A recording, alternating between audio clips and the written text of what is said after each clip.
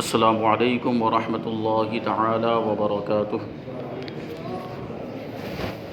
نحمده ونصلي ونسلم على رسوله الكريم اما بعد فاعوذ باللہ من الشیطان الرجیم بسم اللہ الرحمن الرحیم ان اللہ وملائکته یصلون علی النبی یا ایہا الذین آمنوا صلوا علیہ وسلموا تسلیما اللہم صلی علی سیدنا ومولانا محمد معظم الجود والکرم وآلہ الکرام وابنہ الکریم وبارک وسلم صلاۃ وسلاما علیک یا رسول اللہ صلی اللہ تعالی علیہ وسلم۔ عزیزان ملت اسلامیہ، جنگ احد کا بیان جاری ہے۔ یہ جنگ اللہ تبارک و تعالیٰ کی طرف سے ایک آزمائش بھی تھی کہ پہلے مسلمانوں کو فتح ملی، پھر اسی جنگ کا پاسا پلٹ گیا اور پھر مسلمانوں کو شکست کا سامنا کرنا پڑا۔ اس جنگ کے اندر اللہ کے رسول صلی اللہ علیہ وسلم بھی زخمی ہوئے، آپ کے دندان مبارک بھی شہید ہوئے، آپ کے رخسار میں بھی جو لوہے کی ٹوپی ہوتی ہے اس کی کڑیاں وہ چبھ گئی۔ تو اس طریقے سے پھر جب یہ معاملہ ہوا، رسول اللہ صلی اللہ علیہ وسلم پر بھی حملہ ہونے لگا، تو حضرت زیاد بن سکن اور دیگر صحابہ کرام نے آگے بڑھ کے نبی کریم صلی اللہ علیہ وسلم کے قدموں میں اپنی جان کو قربان کر دیا۔ جب حضور اکرم صلی اللہ علیہ وسلم زخمی ہو گئے تو چاروں طرف سے کفار نے آپ پر تیر و تلوار کا وار شروع کر دیا، اور کفار کا بے پناہ ہجوم آپ کے ہر چہار طرف سے حملہ کرنے لگا، جس سے آپ کفار کے نرغے میں محصور ہونے لگے، یعنی کفار کے گھیرے میں بن گئے۔ یہ منظر دیکھ کر جاں نثار صحابہ کرام کا جوش جاں نثاری سے خون کھولنے لگا، اور وہ اپنا سر ہتھیلی پر رکھ کر آپ کو بچانے کے لیے اس جنگ کی آگ میں کود پڑے، اور آپ کے گرد ایک حلقہ بنا لیا، ایک دائرہ بنا لیا۔ حضرت ابو دجانہ رضی اللہ تعالیٰ عنہ جھک کر آپ کے لیے ڈھال بن گئے، اور چاروں طرف سے جو تلواریں برس رہی تھی ان کو وہ اپنی پشت پر لیتے رہے، اور آپ تک کسی تلوار یا نیزے کی مار کو پہنچنے ہی نہیں دیتے تھے۔ حضرت طلحہ رضی اللہ تعالیٰ عنہ کی جانثاری کا یہ عالم تھا کہ وہ کفار کی تلواروں کے وار کو اپنے ہاتھ پر روک لیا کرتے تھے، یہاں تک کہ ان کا ایک ہاتھ کٹ کر بالکل شل ہو گیا، بالکل کام کرنا بند کر دیا، اور ان کے بدن پر 35 یا 39 زخم لگے۔ غرض ہے کہ جان نثار صحابہ کرام نے حضور صلی اللہ علیہ وسلم کی حفاظت میں اپنی جانوں کی بھی پرواہ نہیں کی، اور ایسی بہادری اور جاں بازی سے جنگ کرتے رہے کہ تاریخ عالم میں اس کی مثال نہیں مل سکتی۔ حضرت ابو طلحہ رضی اللہ تعالیٰ عنہ نشانہ بازی میں مشہور تھے۔ انہوں نے اس موقع پر اس قدر تیر برسائے کہ کئی کمانیں ٹوٹ گئی۔ انہوں نے حضور صلی اللہ علیہ وسلم کو اپنی پیٹھ کے پیچھے بٹھا لیا تھا تاکہ دشمنوں کے تیر یا تلوار کا کوئی وار آپ پر نہ آ سکے۔ کبھی کبھی آپ دشمنوں کی فوج کو دیکھنے کے لیے گردن اٹھاتے تو حضرت ابو طلحہ رضی اللہ تعالیٰ عنہ عرض کرتے کہ یا رسول اللہ صلی اللہ تعالیٰ علیہ وسلم، میرے ماں باپ آپ پر قربان ہو جائیں، آپ گردن نہ اٹھائیں کہ کہیں ایسا نہ ہو کہ دشمنوں کا کوئی تیر آپ کو لگ جائے۔ یا رسول اللہ، آپ میری پیٹھ کے پیچھے ہی رہیں، میرا سینہ آپ کے لیے ڈھال بنا ہوا ہے۔ یہ جانثاری کا جذبہ۔ حضرت قتادہ بن نعمان انصاری رضی اللہ تعالیٰ عنہ حضور صلی اللہ علیہ وسلم کے چہرے انور کو بچانے کے لیے اپنا چہرہ دشمنوں کے سامنے کیے ہوئے تھے۔ اچانک کافروں کا ایک تیر ان کی آنکھ میں لگا، اور آنکھ بہہ کر ان کے رخسار پر آ گئی۔ حضور اقدس صلی اللہ علیہ وسلم نے اپنے دستے مبارک سے ان کی آنکھ کو اٹھا کر آنکھ کے حلقے میں دوبارہ رکھ دیا، اور یوں دعا فرمائی، یا اللہ قتادہ کی آنکھ کو بچا لے جس نے تیرے رسول کے چہرے کو بچایا۔ مشہور ہے کہ ان کی وہ آنکھ دوسری آنکھ سے زیادہ روشن اور خوبصورت ہو گئی، کیونکہ رسول اللہ نے دعا فرمائی تھی۔ حضرت سعد بن ابی وقاص رضی اللہ تعالیٰ عنہ بھی تیر اندازی میں انتہائی باکمال اور ماہر تھے۔ یہ بھی حضور صلی اللہ علیہ وسلم کی مدافعت میں، آپ کے بچاؤ میں جلدی جلدی تیر چلا رہے تھے، اور حضور انور صلی اللہ علیہ وسلم خود اپنے دستے مبارک سے تیر اٹھا اٹھا کر ان کو دیتے تھے، اور فرماتے تھے کہ اے سعد، تیر برساتے جاؤ، تم پر میرے ماں باپ قربان۔ یعنی عام طور پر صحابہ کرام اللہ کے رسول صلی اللہ علیہ وسلم کی بارگاہ میں یہ جملہ کہا کرتے تھے، یا رسول اللہ آپ پر ہمارے ماں باپ قربان. لیکن حضرت سعد ابن ابی وقاص کی یہ شان ہے کہ حضور اقدس صلی اللہ علیہ وسلم نے ان کے لیے جملہ ارشاد فرمایا کہ اے سعد تیر برساتے جاؤ کہ تم پر میرے ماں باپ قربان. یہ خصوصیت حضرت سعد ابن ابی وقاص کو ملی. ظالم کفار انتہائی بے دردی کے ساتھ حضور انور صلی اللہ علیہ وسلم پر تیر برسا رہے تھے، مگر اس وقت بھی زبان مبارک پر یہ دعا تھی، رب اغفر قومی فإنہم لا يعلمون، اے اللہ میری قوم کو بخش دے کہ وہ مجھے جانتے ہی نہیں ہیں. یہ رحمت حضور اقدس صلی اللہ علیہ وسلم ایسے رحمت للعالمین بنا کر بھیجے گئے.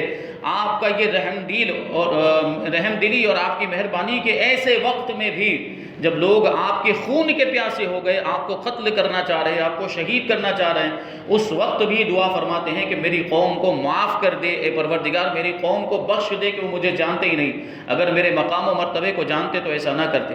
حضور اقدس صلی اللہ علیہ وسلم دندان مبارک کے صدمے اور چہرہ انور کے زخموں سے نڈھال ہو رہے تھے. اس حالت میں آپ ان گڑھوں میں سے ایک گڑھے میں گر پڑے جو ابو عامر فاسق نے جا بجا کھود کر ان کو چھپا دیا تھا تاکہ مسلمان لا علمی میں ان گڑھوں کے اندر گر پڑے. حضرت علی رضی اللہ تعالیٰ عنہ نے آپ کا دست مبارک پکڑا اور حضرت طلحہ بن عبداللہ رضی اللہ تعالیٰ عنہ نے آپ کو اٹھایا. یعنی حضرت طلحہ ابن عبداللہ بھی اس گڈھے میں کود گئے جو یہ ابو عامر فاسق نے کھودا ہوا تھا، اور نیچے کی جانب سے حضرت طلحہ ابن عبداللہ نے حضور صلی اللہ علیہ وسلم کو اوپر اٹھایا اور حضرت علی نے اوپر سے ہاتھ دیا. پھر حضرت ابو عبیدہ ابن جراح رضی اللہ تعالیٰ عنہ نے خود، یعنی جو لوہے کی ٹوپی ہوتی اس کی جو کڑی، اس کا جو ایک حلقہ آپ کے چہرے انور میں چبھ گیا تھا، اپنے دانتوں سے پکڑ کے اس زور کے ساتھ کھینچ کر نکالا کہ ان کا ایک دانت ٹوٹ کر زمین پر گر پڑا. حضرت ابو عبیدہ ابن جراح حضور صلی اللہ علیہ وسلم کے رخسار مبارک میں جو کڑی چبھ گئی تھی جو لوہے کی ٹوپی کی، انہوں نے اپنے دانت سے پکڑ کر اس کو کھینچا تو ان کا جو دانت تھا وہ دانت ٹوٹ گیا. پھر دوسرا حلقہ جو دانتوں سے پکڑ کر کھینچا تو دوسرا دانت بھی حضرت ابو عبیدہ کا ٹوٹ گیا، اور چہرہ انور سے جو خون بہا اس کو حضرت ابو سعید خدری رضی اللہ تعالیٰ عنہ کے والد حضرت مالک بن سینان رضی اللہ تعالیٰ عنہ نے جوش عقیدت میں چوس چوس کر پی لیا اور ایک قطرہ بھی زمین پر گرنے نہیں دیا. حضور صلی اللہ علیہ وسلم نے فرمایا کہ اے مالک بن سینان، کیا تو نے میرا خون پی ڈالا؟ تو عرض کیا جی ہاں یا رسول اللہ صلی اللہ تعالیٰ علیہ وسلم. ارشاد فرمایا کہ جس نے میرا خون پی لیا جہنم کی کیا مجال جو اس کو چھو سکے. اس حالت میں رسول اللہ صلی اللہ علیہ وسلم اپنے جانثاروں کے ساتھ پہاڑ کی بلندی پر چڑھ گئے جہاں کفار کے لیے پہنچنا دشوار تھا. ابو سفیان نے دیکھ لیا اور فوج لے کر وہ بھی پہاڑ پر چڑھنے لگا، لیکن حضرت عمر رضی اللہ تعالیٰ عنہ اور دوسرے جانثار صحابہ کرام نے کافروں پر اس زور سے پتھر برسائے کہ ابو سفیان اس کی تاب نہ لا سکا اور پہاڑ سے نیچے اتر گیا. حضور اقدس صلی اللہ علیہ وسلم اپنے چند صحابہ کرام کے ساتھ پہاڑ کی ایک گھاٹی میں تشریف فرما تھے اور چہرہ انور سے خون بہہ رہا تھا. حضرت علی رضی اللہ تعالیٰ عنہ اپنی ڈھال میں پانی بھر بھر کر لا رہے تھے اور حضرت فاطمہ زہرا رضی اللہ تعالیٰ عنہ اپنے ہاتھوں سے خون دھو رہی تھی، مگر خون بند ہی نہیں ہو رہا تھا. بالآخر کھجور کی چٹائی کا ایک ٹکڑا جلایا اور اس کی راکھ زخم پر رکھ دی تو خون فوراً ہی تھم گئے. ابو سفیان جنگ کے میدان سے واپس جانے لگا تو ایک پہاڑی پر چڑھ گیا اور زور زور سے پکارا کہ کیا یہاں محمد صلی اللہ علیہ وسلم ہیں؟ حضور صلی اللہ علیہ وسلم نے فرمایا کہ تم لوگ اس کا جواب نہ دو. پھر اس نے پکارا کہ کیا تم میں ابو بکر ہیں؟ حضور نے فرمایا کہ کوئی کچھ جواب نہ دے. پھر اس نے پکارا کہ کیا تم میں عمر ہیں؟ جب اس کا بھی کوئی جواب نہ ملا تو ابو سفیان گھمنڈ سے کہنے لگا کہ یہ سب مارے گئے، کیونکہ اگر زندہ ہوتے تو ضرور میرا جواب دیتے. یہ سن کر حضرت عمر رضی اللہ تعالیٰ عنہ سے ضبط نہ ہو سکا، کنٹرول نہ ہو سکا، اور آپ نے چلا کر کہا کہ اے دشمن خدا تو جھوٹا ہے، ہم سب زندہ ہیں. ابو سفیان نے اپنی فتح کے گھمنڈ میں یہ نعرہ مارا کہ او ہلو ہبل، او ہلو ہبل، یعنی اے ہبل تو سر بلند ہو جا، اے ہبل تو سر بلند ہو جا. یہ ہبل ان کے بت کا نام تھا، ان کے بہت سارے بت تھے جن کی وہ پوجا کیا کرتے تھے، ان میں سے ایک کا نام ہبل بھی تھا. تو اس نے ابو سفیان نے یہ نعرہ لگایا. حضور صلی اللہ علیہ وسلم نے صحابہ سے فرمایا کہ تم لوگ بھی اس کے جواب میں نعرہ لگاؤ. لوگوں نے پوچھا کہ ہم کیا کہیں، نعرے میں ہم کون سا نعرہ لگائیں؟ ارشاد فرمایا کہ تم لوگ یہ نعرہ مارو کہ اللہ اعلی و اجل، یعنی اللہ سب سے بڑھ کر بلند مرتبہ اور بڑا ہے.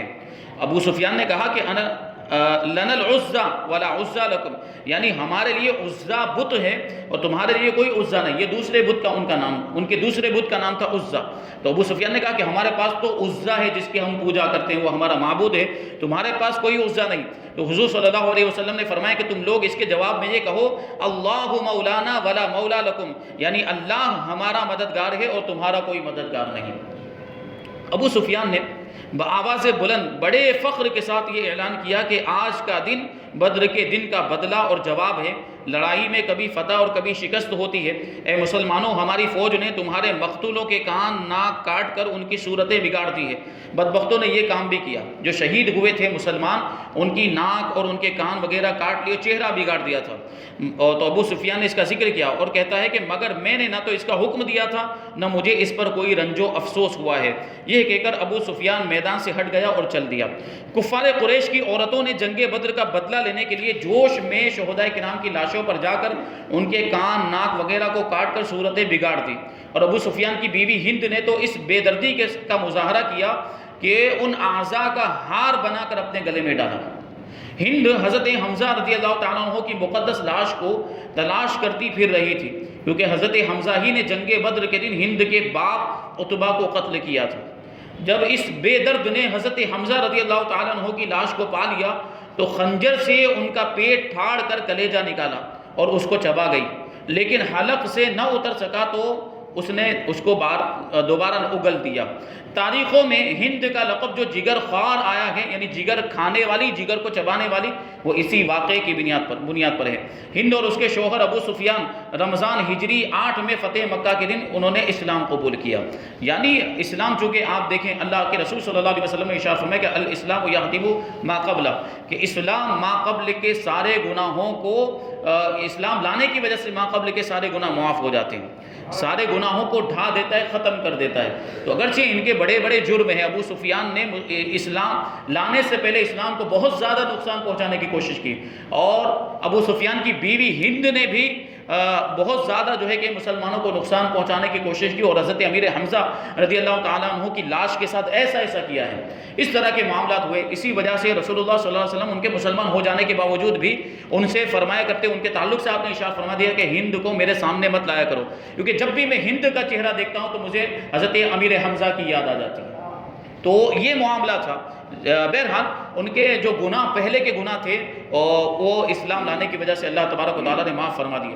حضرت زید بن ثابت رضی اللہ تعالیٰ عنہ کا بیان ہے کہ میں حضور صلی اللہ علیہ وسلم کے حکم سے حضرت سعد بن ربیع کی لاش کی تلاش میں نکلا تو میں نے ان کو سکرات کے عالم میں پایا، آخری وقت.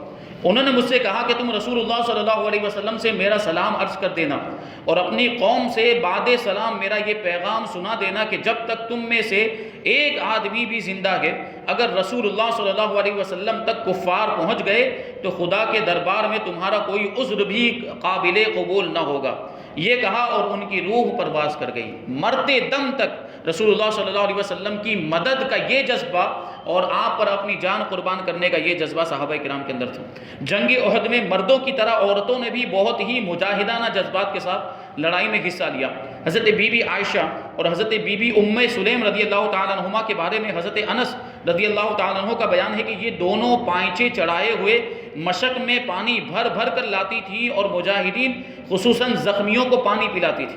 اسی طرح حضرت ابو سعید خدری رضی اللہ تعالیٰ عنہ کی والدہ حضرت بی بی ام سلیت بھی برابر پانی کی مشک بھر کر لاتی تھی اور مجاہدین کو پانی پلایا کرتی تھی. حضرت بی بی ام عمارہ جن کا نام نصیبہ ہے، جنگ احد میں اپنے شوہر حضرت زید بن عاصم اور 2 فرزند حضرت عمارہ اور حضرت عبداللہ رضی اللہ تعالی عنہم کو ساتھ لے کر آئی تھی.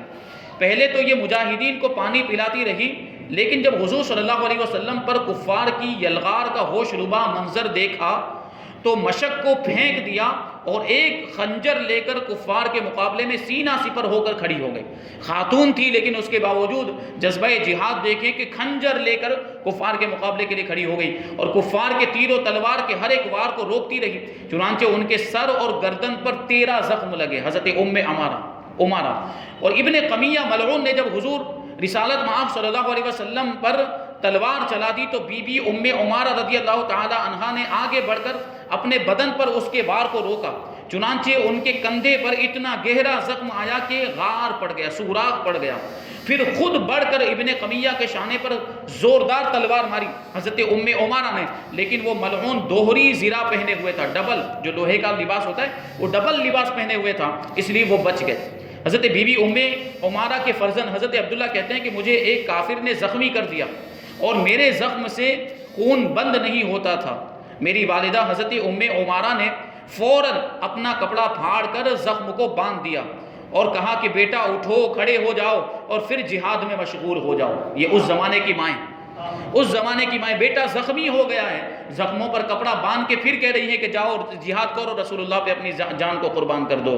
یہ جذبہ تھا اس وقت کی ماؤں کا بھی۔ اتفاق سے وہی کافر حضور صلی اللہ علیہ وسلم کے سامنے آ گیا جس نے حضرت عبداللہ کو زخمی کیا تھا، تو آپ نے فرمایا کہ اے ام عمارہ دیکھ، تیرے بیٹے کو زخمی کرنے والا یہی ہے۔ یہ سنتے ہی حضرت بی بی ام عمارہ نے جھپٹ کر اس کافر کی ٹانگ پر تلوار کا ایسا بھرپور ہاتھ مارا کہ وہ کافر گر پڑا اور پھر چل نہ سکا، بلکہ سورین کے بل گھسٹتا ہوا بھاگا۔